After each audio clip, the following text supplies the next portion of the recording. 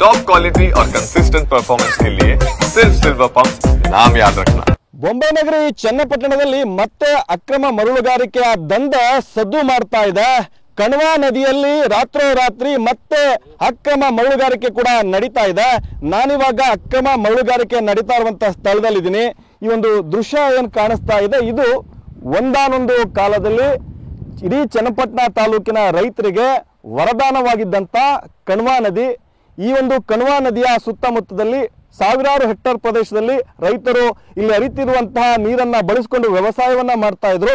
ಆದ್ರೆ ಇದೀಗ ಈ ಒಂದು ನದಿಯ ಸ್ವರೂಪ ಸಂಪೂರ್ಣವಾಗಿ ಬದಲಾಗಿದೆ.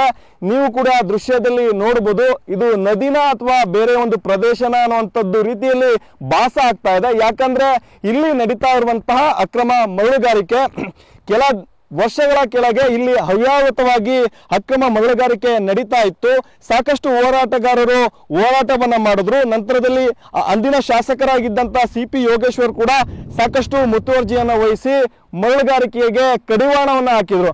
ಆದ್ರೆ ಕೆಲವು ವರ್ಷಗಳ ನಂತರ, ಅಂದ್ರೆ ಈಗ ಕಳೆದ ಕೆಲವು ದಿನಗಳಿಂದಲೂ ಕೂಡ ಮತ್ತೆ ಈ ಒಂದು ಕಣ್ವಾ ನದಿಯಲ್ಲಿ ಅಕ್ರಮ ಮರಳುಗಾರಿಕೆ ಕೂಡ ನಡೀತಾ ಇದೆ. ರಾತ್ರೋರಾತ್ರಿ JCBಗಳನ್ನ ತಂದು ಇಲ್ಲಿ ಮರಳನ್ನ ಡಂಪ್ ಮಾಡುವಂತ ಕೆಲಸವನ್ನು ಕೂಡ ಮಾಡ್ತಾ ಇದೆ. ದೃಶ್ಯದ ಕೂಡ ನೋಡ್ಬೋದು, ನದಿಯ ಒಳಭಾಗದಲ್ಲಿ ಸಂಪೂರ್ಣವಾಗಿ ಗುಂಡಿಯನ್ನ ತೆಗೆದು ಮರಳನ್ನ ತೆಗೆದಿರುವಂತದ್ದು.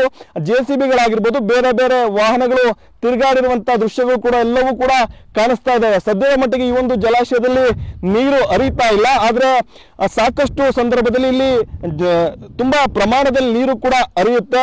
ಈ ನದಿಯ ಸ್ವರೂಪವನ್ನೇ ದಂಧೆಕೋರರು ಬದಲಾಯಿಸಿರುವಂತದ್ದು ದೃಶ್ಯದಲ್ಲಿ ನೋಡಬಹುದು. ಒಂದ್ ಕಡೆ ಬೇರೆ ಬೇರೆ ಗಿಡಗಳೆಲ್ಲವೂ ಬೆಳೆದಿದ್ರೆ ಅಕ್ರಮವಾಗಿ, ಅಂದ್ರೆ ನದಿಯ ಎಷ್ಟು ದೂರ ಹರಿಯುತ್ತೋ ಅಷ್ಟು ದೂರಕ್ಕೂ ಕೂಡ ಮರಳುಗಾರಿಕೆ ನಡೀತಾ ಇದೆ. ಇದು ಸಾಕಷ್ಟು ಇಲ್ಲಿನ ಸ್ಥಳೀಯ ನಿವಾಸಿಗಳಾಗಿರ್ಬೋದು, ಹೋರಾಟಗಾರರ ಆಕ್ರೋಶಕ್ಕೂ ಕೂಡ ವ್ಯಕ್ತವಾಗ್ತಾ ಇದೆ. ಪ್ರಮುಖವಾಗಿ ರಾತ್ರಿ ವೇಳೆಯಲ್ಲಿ ಮರಳುಗಾರಿಕೆ ನಡೆಸ್ತಾ ಇದ್ರು ಕೂಡ ಸಂಬಂಧಪಟ್ಟಂತ ಅಧಿಕಾರಿಗಳು, ಪ್ರಮುಖವಾಗಿ ಮೈನ್ಸ್ ಅಂಡ್ ಜುವಾಲಜಿ ಆಗಿರ್ಬೋದು, ಪೊಲೀಸರಾಗಿರ್ಬೋದು, ಜೊತೆಗೆ ತಾಲೂಕು ಆಡಳಿತ ಯಾವುದೇ ರೀತಿಯ ಕ್ರಮವನ್ನ ತೆಗೆದುಕೊಳ್ತಾ ಇಲ್ಲ. ಹೀಗಾಗಿಯೇ ದಂಧೆಕೋರರು ಸಾಕಷ್ಟು ಮರಳುಗಾರಿಕೆಯನ್ನ ಮಾಡ್ತಾ ಇದ್ದಾರೆ ಅಂತೇಳಿ ಇಲ್ಲಿನ ಹೋರಾಟಗಾರರು, ಸಾರ್ವಜನಿಕರು ಕೂಡ ಆಕ್ರೋಶವನ್ನು ವ್ಯಕ್ತಪಡಿಸ್ತಾ ಇದ್ದಾರೆ. ಈ ರೀತಿ ನಿರಂತರವಾಗಿ ಮತ್ತೆ ಏನಾದ್ರೂ ಅಕ್ರಮ ಮರಳುಗಾರಿಕೆ ಇಲ್ಲಿ ನಡೆದಿದ್ದೇ ಆದ್ರೆ ನದಿಯ ಸ್ವರೂಪ ಈಗಾಗಲೇ ಸಂಪೂರ್ಣವಾಗಿ ಬದಲಾಗಿದೆ. ಜೊತೆಗೆ ಇಲ್ಲಿ ನದಿ ಇದೆ ಅನ್ನುವಂಥದ್ದು ಕೂಡ ಕಂಡು ಬರೋದಿಲ್ಲ. ಈ ಅಕ್ರಮ ಮರಳುಗಾರಿಕೆ ಕಡಿವಾಣ ಹಾಕ್ಬೇಕು ಅಂತಲೂ ಕೂಡ ಸಾರ್ವಜನಿಕರು ಒತ್ತಾಯವನ್ನು ಕೂಡ ಮಾಡ್ತಾ ಇದ್ದಾರೆ.